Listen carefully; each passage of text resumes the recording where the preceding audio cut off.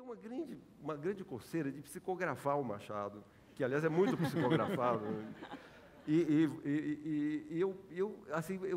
Eu tentei encaixar o que seria uma descrição machadiana de uma transa lá do Brás Cubas com a Virgília. É isso que eu vou ler agora. Eu leio da marreca ou do beijo primeiro? O que você acha? O primeiro, acho. O primeiro? É.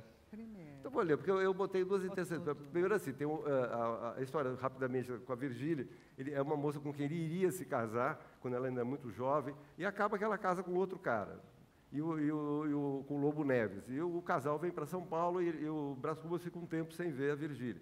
Quando o casal retorna ao Rio de Janeiro, ele encontra com a Virgília na rua e fica pasmo, porque ela está cada vez mais bonita, cada vez mais esplendorosa, e ela também se interessa por ele e tal. Aí tem uma primeira valsa, né, nesse reencontro do Brás Cubas com a Virgília, eles vão dançar uma valsa, e ele descreve o corpo flexível dela, junto ao corpo dele, e a mão, o calor da mão e tal. É uma coisa super erótica, mas é isso, né?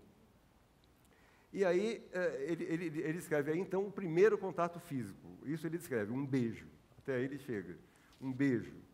Aí, nesse capítulo, o capítulo 53, o Machado começa assim: lembra-me, sim, que em certa noite abotou-se a flor, ou o beijo, se assim lhe quiserem chamar.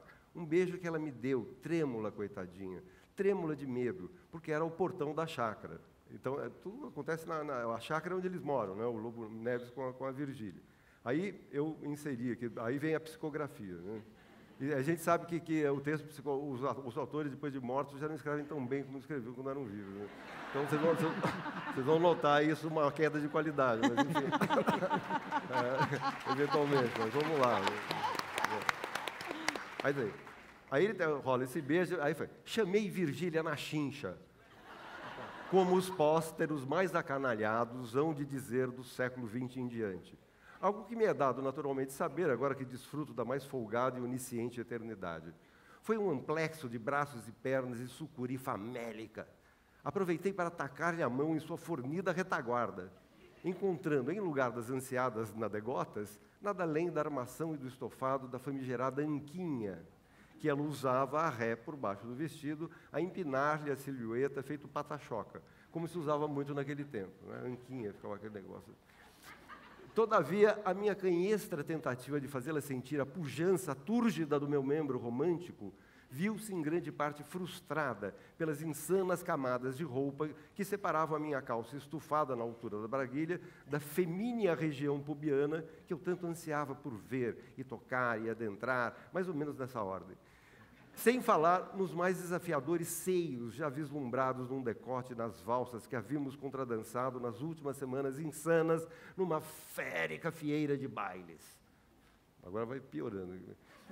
Sob o vestido, abrigava-se uma profusão de sei lá que telas de armação, anáguas de cambraia, camisas de linho, bloomers, espartilhos de barbatana de tubarão e mais corseletes, calçolas e calçoletas dos mais finos linhos e da mais alva e suave seda do Império do Meio. Como diria meu desvairado amigo Quincas Borba, naquele momento, Humanitas, o princípio ambivalente da vida, aqui em sua versão masculina, buscava com transcendente energia a Humanitas em versão feminina, e vice-versa, saliente-se, pois Virgília também parecia desejar-me com fúria. Mas entre Humanitas macho e Humanitas fêmea, interpolava-se a moda, essa intrometida e voluntariosa senhora envolta numa torrente de tecidos, vedando aos olhos e ao desejo do homem o único tecido que verdadeiramente lhe importa, o insuperável tecido epidérmico, com que o Criador revestiu o corpo do primeiro homem, saído do barro, e a seguir o da mulher, feita de matéria mais refinada, ou seja, uma costeleta do homem ao primo canto. Como que adivinhando minhas ardentes intenções ao enlaçar e juntar seu corpo ao meu, com força e quiçá alguma violência, Virgília deslizou sua mão fina de fada, num dos seus adelgaçados dedos luzia um solitário diamante que refletia e refratava o luar nas cores do arco-íris.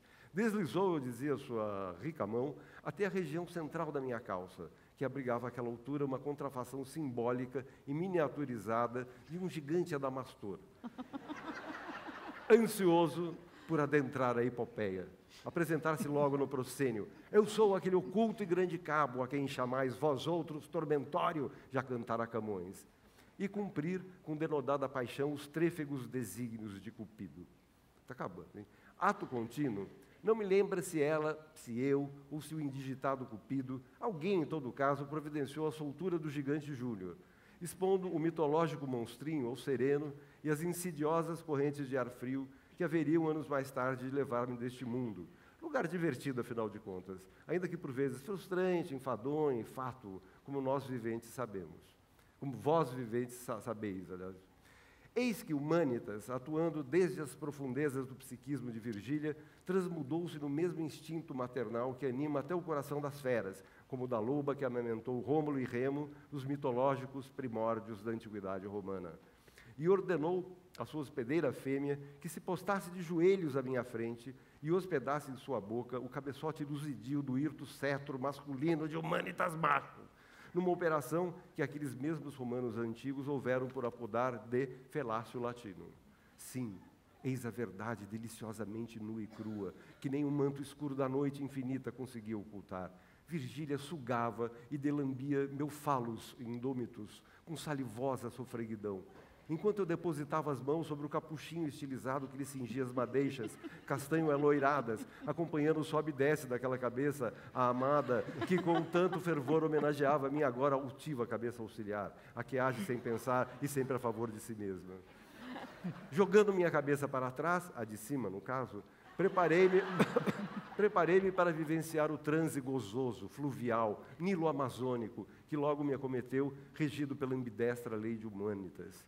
Por únicas testemunhas, as estrelas, sempre complacentes com as loucuras dos amantes de todos os séculos, desde o mais remoto clichê da antiguidade até o maelstrom insondável dos tempos futuros. O líquido certo é que jorrei na boca de Virgília toda a minha felicidade de homem. O que faltou para tal momento atingir um inaudito ápice poético na história geral das paixões humanas foi que Virgília deu de tossir um pouco, engasgado com a minha descendência descartável. E eu tive que lhe dar tapinhas nas costas, socorrendo a pobrezinha com meu lenço de alcobaça, já um tanto maculado pelas secreções nasais resultantes do consumo de rapé, e ajudando-a a recobrar a postura bípede. Aí, conclui Machado, uniu-nos esse beijo único, breve como a ocasião, ardente como o amor, prólogo de uma vida de delícias, de terrores, de remorsos, de prazeres que rematavam em dor, de aflições que desabrochavam em alegria. Uma hipocrisia paciente e sistemática, único freio de uma paixão sem freio. Vida de agitações, de cóleras, de desesperos e de ciúmes. Isso é o Machado. Machado, psicografado.